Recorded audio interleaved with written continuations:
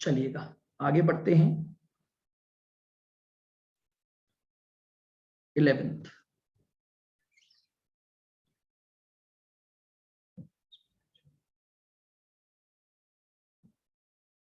Works manager salary.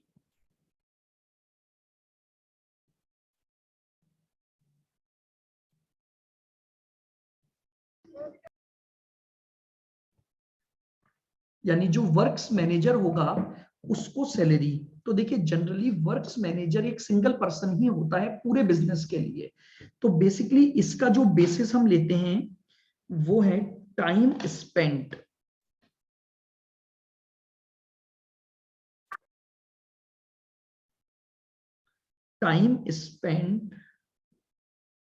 In each division या department.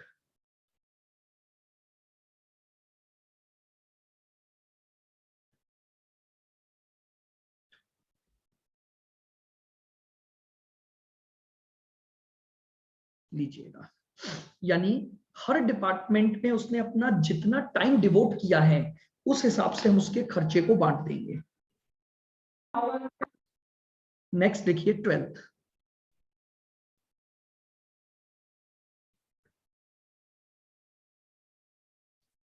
Carriage inward या जो फ्रेट का खर्चा होता है, अगर ये कॉमन लग रहा है तो purchases of each department.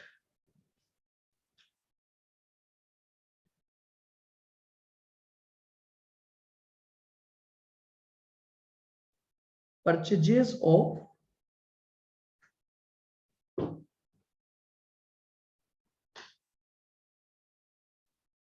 Each department के रेशियो में हम बांट देंगे। पॉइंट नंबर 13,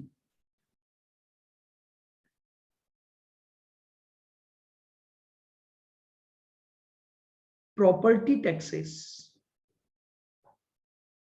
अगर आपके ऊपर कोई बिल्डिंग टैक्स लग रहा है, जो प्रॉपर्टी आपने ले रखी है अगर उसका कोई टैक्स है तो वो आपके पास आ जाएगा एरिया के बेसिस पर, area occupied.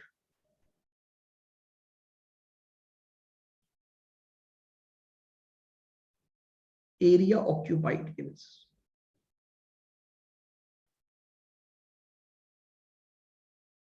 Next 14th number पे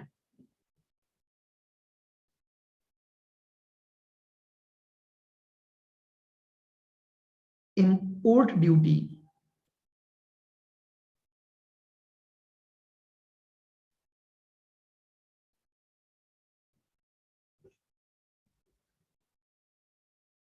या material handling charges.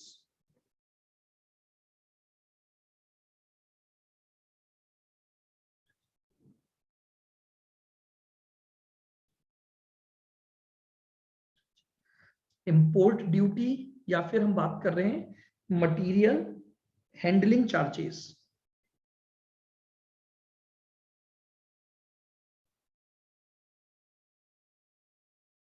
Purchases of each department.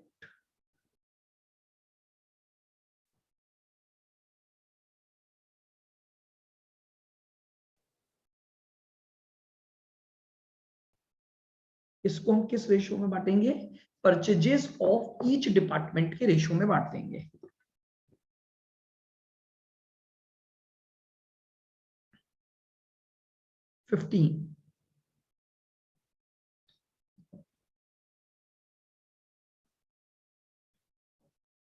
Income tax expense.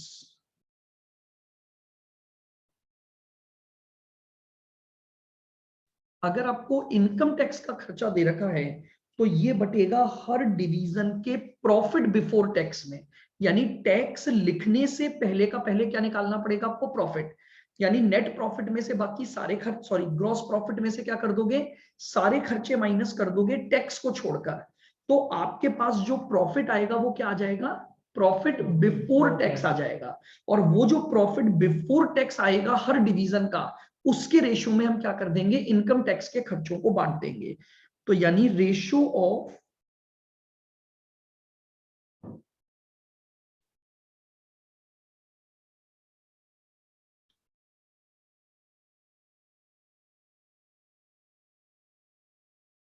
Profit before tax, ये लीजिए, ये मैंने कुछ इंपॉर्टेंट आपको एक्सपेंस बता दिए, और उन एक्सपेंसेस को बांटने का मैंने आपको क्या बता दिया, तरीका बता दिया। तो आपके पास जो टाइप 1 प्रॉब्लम बनती है, देखिए इसको अपन ने पॉइंट नंबर दिया था 4, कि कॉमन खर्चों को डिविजन्स में एक एप्रोप्रिएट बेसिस पर आपको क्या करना पड़ेगा, बांटना पड़ेगा।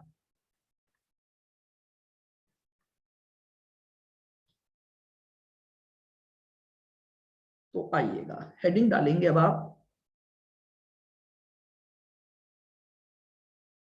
Type 1 problem.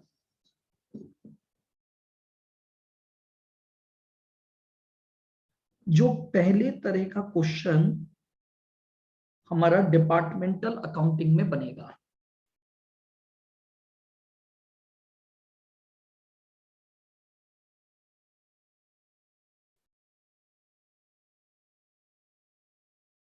Preparation of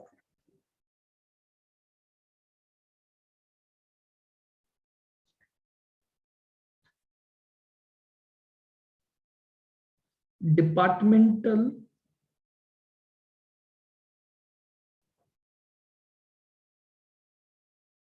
trading and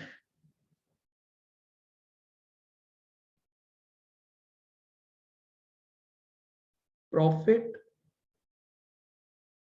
and loss account.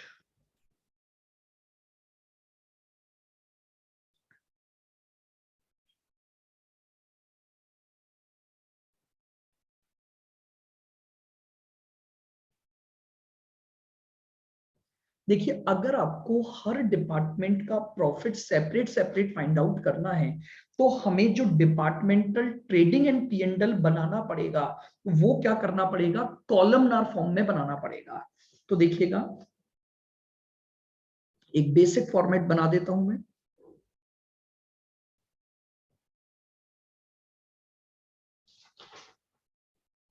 Trading and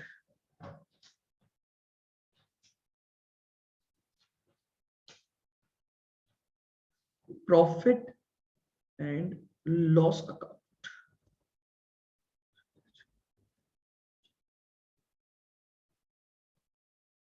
मान लीजिए हमारे पास 2 डिपार्टमेंट हैं, तो एक कॉलमनार फॉर्मेट बना दोगे। डिपार्टमेंट के अकॉर्डिंग कॉलम बढ़ते जाएंगे, बिल्कुल, जितने डिपार्टमेंट होंगे उसके अकॉर्डिंग आपके क्या होंगे, कॉलम्स आते जाएंगे।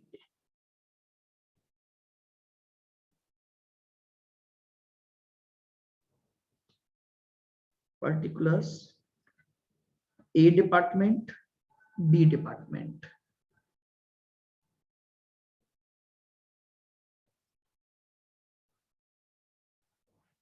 पर्टिकुलर्स, ए डिपार्टमेंट और बी डिपार्टमेंट।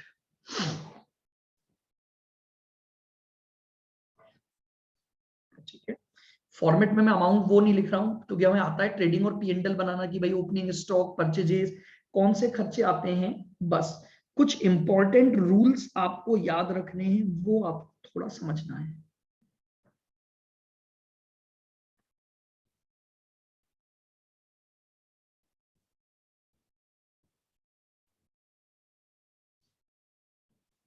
लिखें,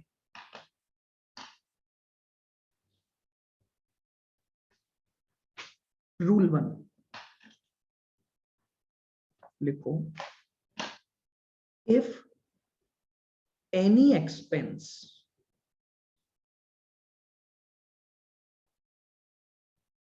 if any expense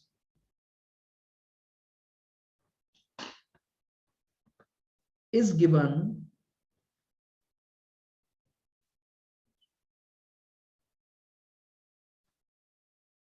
specifically for any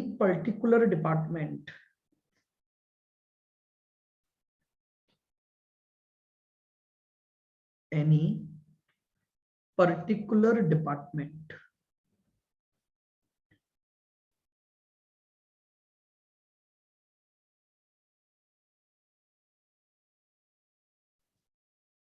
then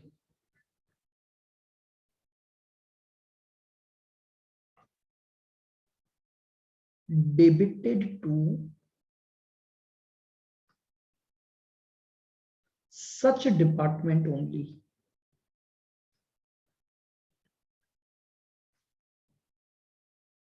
अगर कोई खर्चा क्वेश्चन में स्पेसिफिकली बताया गया है कि भैया खर्चे का इतना हिस्सा इसी डिपार्टमेंट में जाएगा, जैसे मान लो फॉर एग्जांपल क्वेश्चन ने बोला कि पूरी बिल्डिंग का रेंट बनता है 12,000, लेकिन उसमें से 4,000 रुपए तो प्योरली ए का है, स्पेसिफिकली दे दिया, तो अब बांटना केवल किसको पड़ेगा, जो कॉमन खर्चा होगा।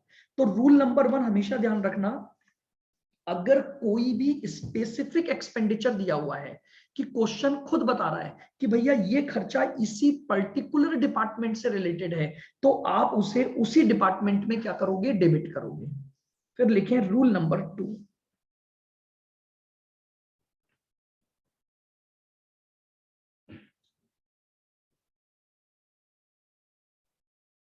Common expenses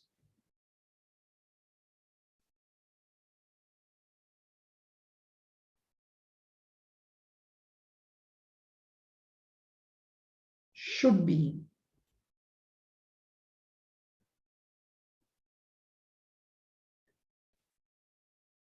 apportioned. Common expenses should be apportioned on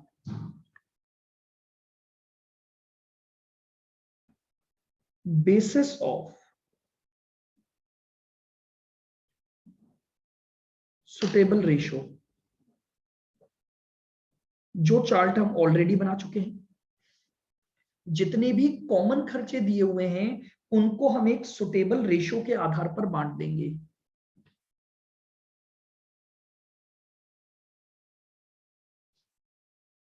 rule 3,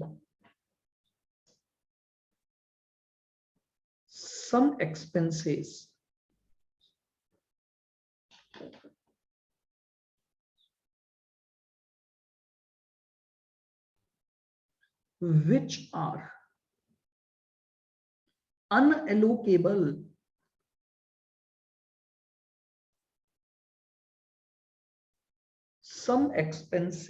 which are unallocable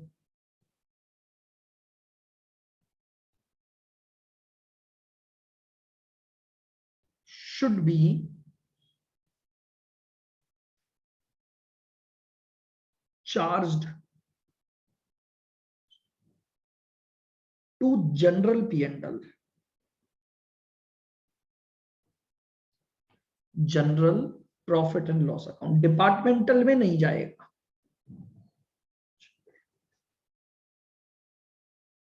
general profit and loss account, बहुत ध्यान से सुनना। रूल नंबर 3 क्या बोल रहा है, कुछ ऐसे खर्चे भी आपको क्वेश्चन में दिए हुए हो सकते हैं जो अनएलोकेबल होंगे।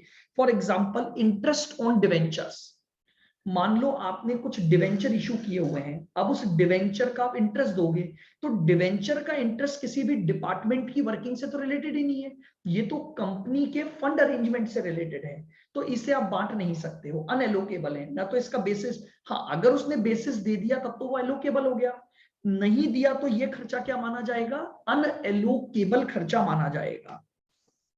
ठीक है, इसके अलावा जैसे मान लीजिए आपने क्या किया, कोई फिक्स असेट बेची और उस पर आपको प्रॉफिट हुआ, बांट नहीं सकते आप, क्योंकि जो फिक्स असेट है वो पूरे बिजनेस की है। तो उन खर्चों को या उन इनकम को जिनको आप बांट नहीं सकते, जो कि अनएलोकेबल हैं, उनके लिए हमें एक सेपरेट अकाउंट बनाना पड़ता है, which is called as general P&L account.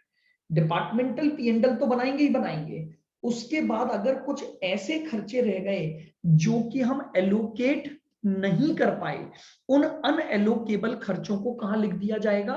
General पीएनडल में लिखा जाएगा। जैसे मान लो जनरल एक्सपेंसेस दे रखे हैं, हमें पता ही नहीं है क्या बेसिस पर बांटना है, कोई सुटेबल बेसिस क्वेश्चन में भी उसने नहीं दिया, तो कोई दिक्कत नहीं है, हम उन खर्चों को कहां दिखाएंगे? जनरल पीएनडल में दिखाएंगे, हम उसको डिपार्टमेंटल ट्रेडिंग पीएनडल में नहीं दिखाएंगे।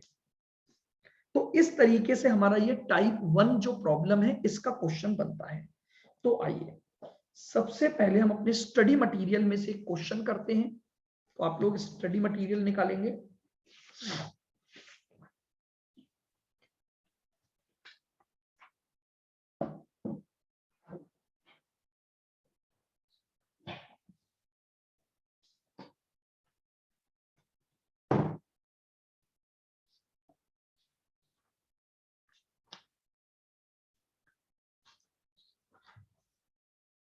इलस्ट्रेशन नंबर 19,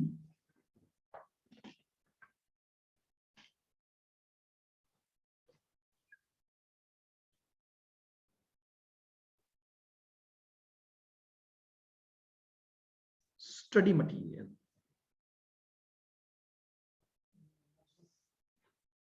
पेज नंबर इसमें तो है मेरे पास 495 पर।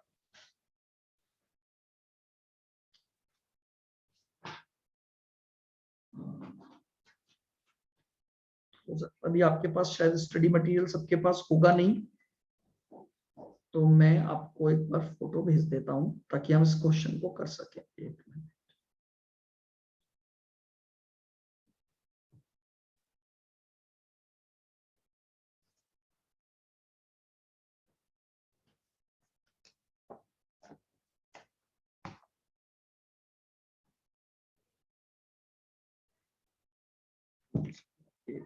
भेजता हूं। देखो क्या बोल रहा है, the trading and P and L account of Bindaas Limited for the year ended 31 March is as under. आपको डेटा दिया हुआ है, इसमें आपके 3 डिवीजन उसने बना रखे हैं, ठीक है? ट्रांजिस्टर, टेप रिकॉर्डर और repair job, spare parts, servicing and repair job, ठीक है? फिर आपको कई सारे खर्चे, सेल्स वगैरह सब आपको स्टॉक दिया हुआ है। नीचे देखिएगा, prepare departmental accounts for the each of 3 departments A, B and C mention above after taking into consideration the following. इन बातों का ध्यान रखते हुए आपको क्या बनाना है? आपको departmental trading and P and L account बनाना है। पहला, transistors and tape recorders are sold at the showroom and servicing and repair are to be carried out at the workshop। यानी जो ए और बी डिवीजन है वो तो शोरूम के डिवीजन है, और जो सी डिवीजन है वो आपका वर्कशॉप का डिवीजन है जहां पर रिपेयरिंग का काम होता है।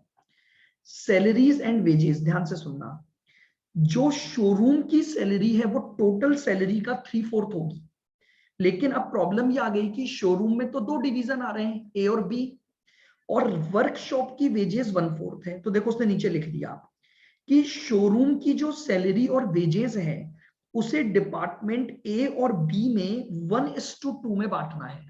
यानी पहले तो शोरूम की टोटल वेजेस आ जाएगी और उसको भी फिर डिपार्टमेंट ए और बी में किस रेशो में बांटना है? 1:2 में। आ जाइए, वर्कशॉप का रेंट 500 रुपए पर मंथ है, शोरूम का जो रेंट है वो डिपार्टमेंट ए और बी में आपको इक्वली डिस्ट्रीब्यूट करना है। सन्ड्री एक्सपेंसेस जो आपको दे रखे हैं उनका एलोकेशन सेल्स के बेसिस पर किया जाना है। ये 3 बातें आपको उसने दे रखी हैं। तो आइए सबसे पहले फॉर्मेट बना लेते हैं। डिपार्टमेंट कितने हैं हमारे? 3। सन्ड्री एक्सपेंसेस को नहीं, कौन से को? हाँ बिल्कुल, वैसे तो बताएगा वो, क्योंकि हमने जो पढ़ा जैसे रेंट है उसको तो एरिया पर बांट सकते हैं, बट वेजेस और सैलरी को तो हमें या तो वो गिवन होगा, और नहीं गिवन होगा तो नंबर ऑफ एम्प्लॉइज गिवन होंगे, कुछ कहीं ना कहीं डेटा आपको गिवन देगा वो।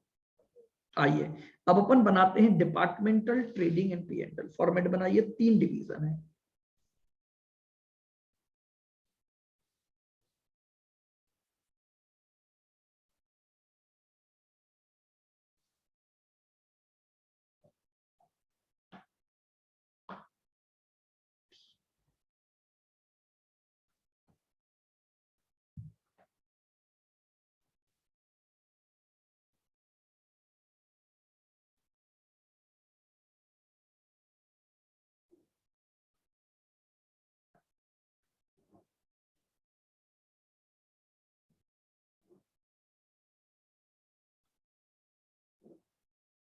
पर्टिकुलर्स ए, बी और सी, ये 3 डिवीजन हो गए आपके पास।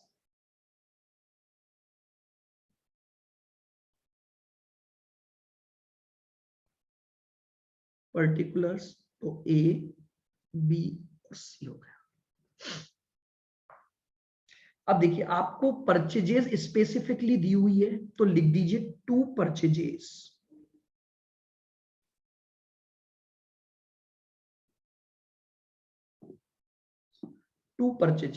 बताइए, परचेज आपको दे रखी है ए डिवीजन की 1,60,000, वो ए डिवीजन में डाल दो।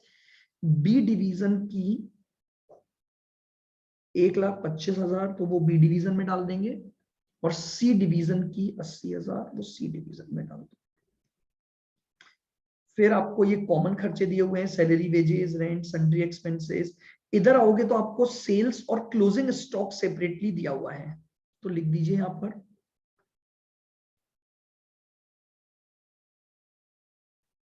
Bye sales.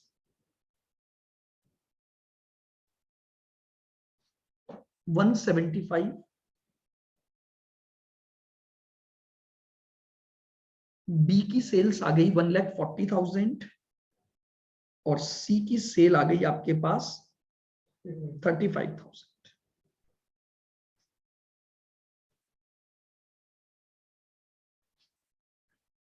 फिर आपको क्लोजिंग स्टॉक भी दे रखा है, तो बाय क्लोजिंग स्टॉक आ जाएगा।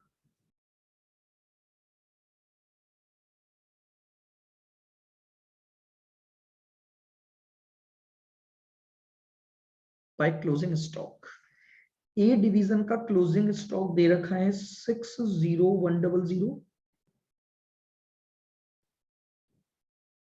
20,300 और 44,600। ठीक है। अब अगर हम चाहें तो जीपी निकाल सकते हैं, और अगर जीपी नहीं निकालने को, इसने इसमें ट्रेडिंग पी&एल नहीं मांगा, इसने सिर्फ ये बोला है डिपार्टमेंटल का अकाउंट बनाकर बताइए, तो हम डायरेक्टली भी प्रॉफिट, नेट प्रॉफिट निकाल सकते हैं। जब वो क्वेश्चन में पूछे स्पेसिफिकली कि आप क्या बनाओ, ट्रेडिंग एंड पी&एल बनाओ, तब तो आपको जीपी और एनपी अलग निकालना होता है। ठीक है। और अगर यहां पर हम चाहें तो जीपी और एनपी को अलग अलग ना निकाल कर क्या कर सकते हैं, कंबाइंड भी कर सकते हैं। ठीक है। तो बताओ निकालें अपन या कंबाइंड करें? चलो तो फिर आगे बढ़ते हैं अपन कंबाइंड में। अब अपने को सैलरी और वेजेस दिया हुआ है, अब ध्यान से समझना बिल्कुल। लिखिए 2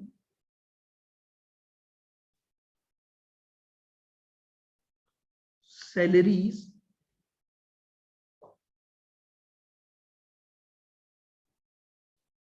एंड वेजेस। इसने सैलरी और वेजेस में बोला था कि वर्कशॉप की जो सैलरी है वो 1/4 है, और हमें पता है जो वर्कशॉप है वो सी डिवीजन है।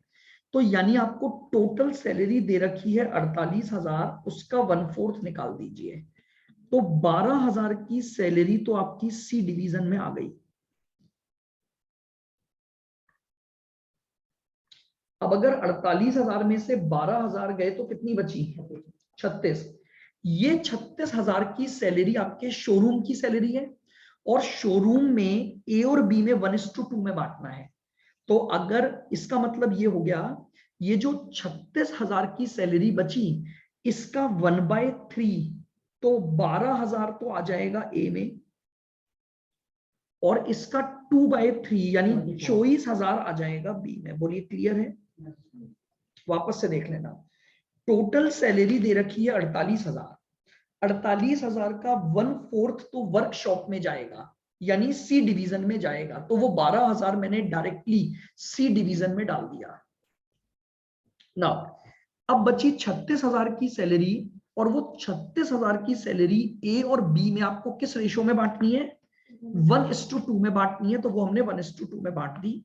36,000 को 1:2 में दे दिया। रेंट, तो लिखिएगा 2 रेंट।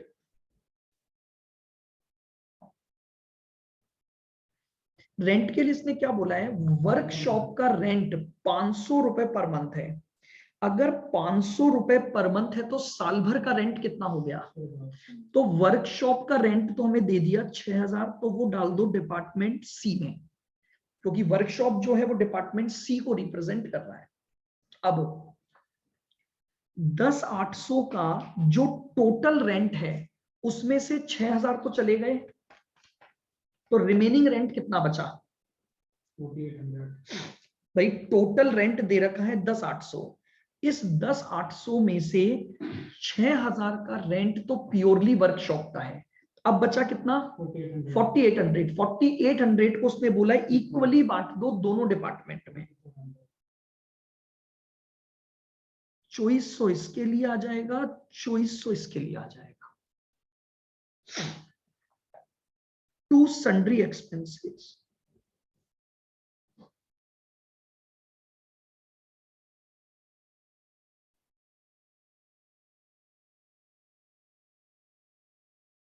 लीजिए टू सन्ड्री एक्सपेंसेस। इसने बोला था सन्ड्री एक्सपेंसेस को सेल्स के रेशो में बांटना है, सन्ड्री एक्सपेंसेस को सेल्स के रेशो में। तो आइए अपन थोड़ा सा नीचे एक वर्किंग कर लेते हैं चाहें तो।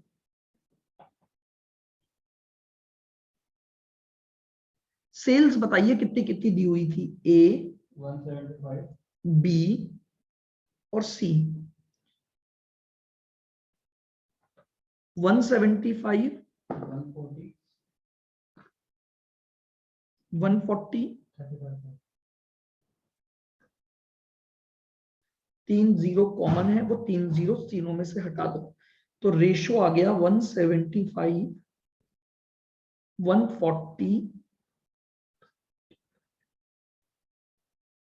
तो रेशो का टोटल कर दो, 175 प्लस 140 प्लस 35, 350 का टोटल आ गया। ठीक है, अब हमें सन्ड्री एक्सपेंसेस कितने दे रखे हैं? 11,000। तो देखिएगा कैसे निकालोगे ए का हिस्सा।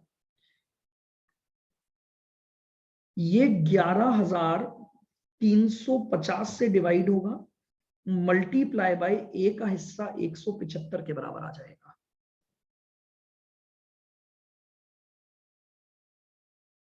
बी 11,000 डिवाइडेड बाय 350 इंटू 140, ये बी का हिस्सा आ जाएगा।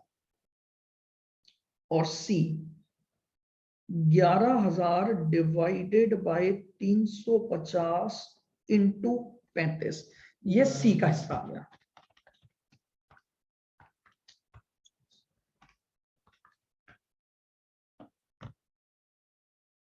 तो पहला तो आ गया 5500, फिर ये आ गया 4400, और ये आ गया 1100। ये लीजिए, हमने किसको बांट दिया? ये सन्ड्री एक्सपेंसेस को।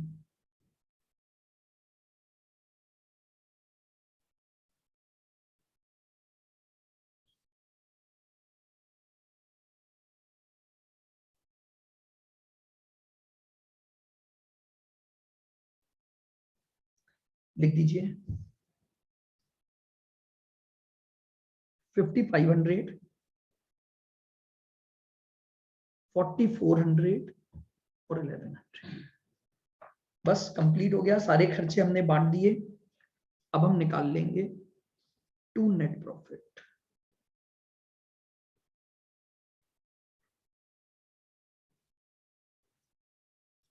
चलिए सबसे पहले ए डिवीजन का 175 की sale 6010 minus 160 minus 12,000 minus 2400 minus 5500, तो ये आ गया 55,200।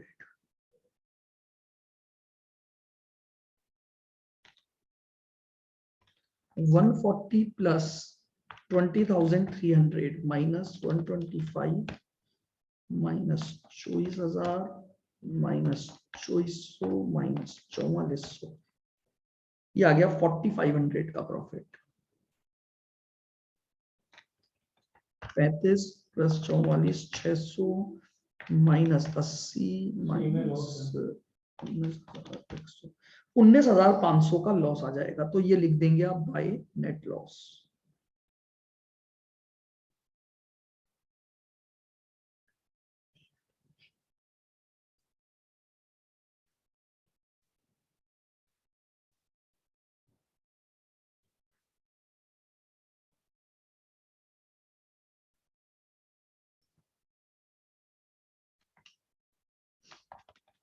एक 75 प्लस 60,100, इधर तो टोटल आ गया 235,100।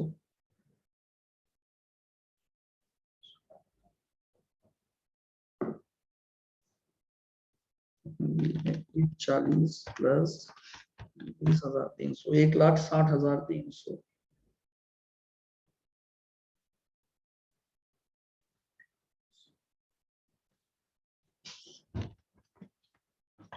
35 प्लस 44,600 प्लस 500, ये आ गया 99,100।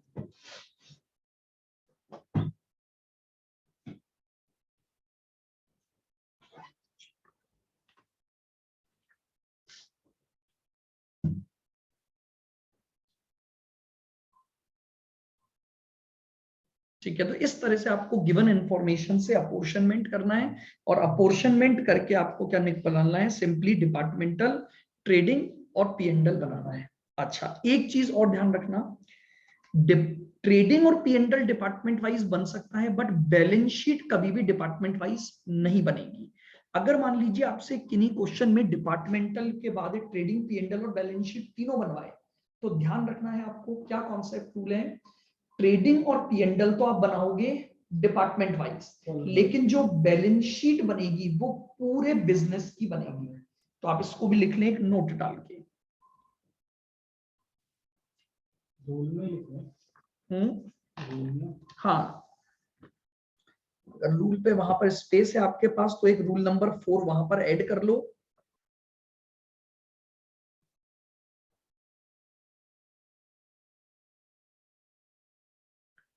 अगर वहीं पर एक दो लाइन है आपके पास, तो रूल नंबर 4 आप वहीं लिख लीजिए।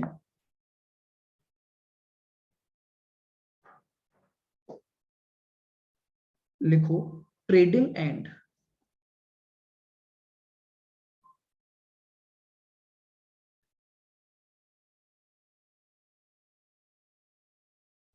Profit and loss account, trading and profit and loss account will be prepared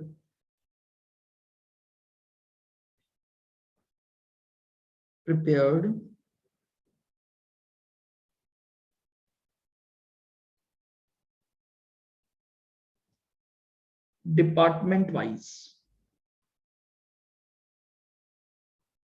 but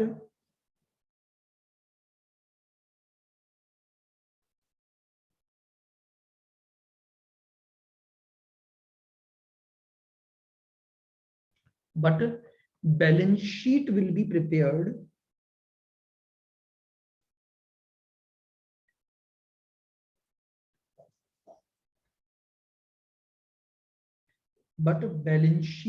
prepared on